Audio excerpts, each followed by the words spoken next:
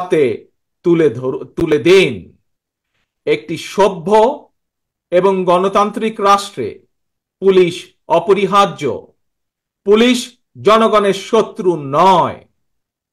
গণহত্যাকারী হাসিনা বিনা ভোটে ক্ষমতায় থাকার জন্য আইন শৃঙ্খলা বাহিনীকে জনগণের শত্রু হিসাবে দাঁড় করিয়েছে।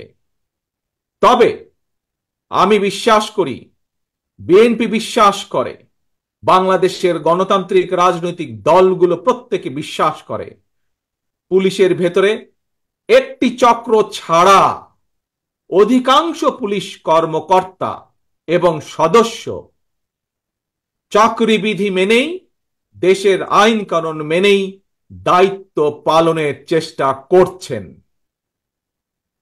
হাসিনার পালনের পরে বর্তমানে খুব সুকৌশলে একটি চক্র পুলিশের মনোবল ভেঙে দেওয়ার ষড়যন্ত্রে লিপ্ত হয়েছে।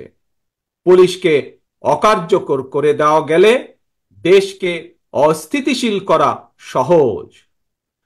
ধর্মীয় সংখ্যালঘু জনগোষ্ঠীর মনে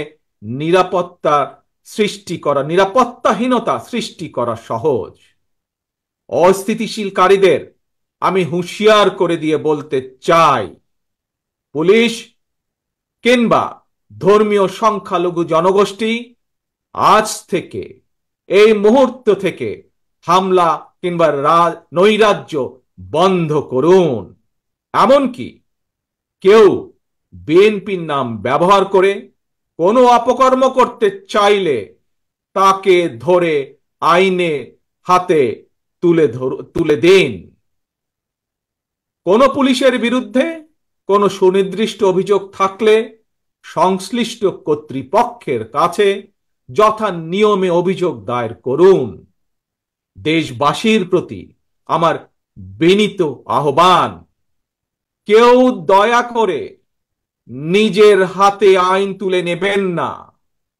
প্রতিহিংসা, প্রতিশোধে লিপ্ত হবেন না দয়া করে।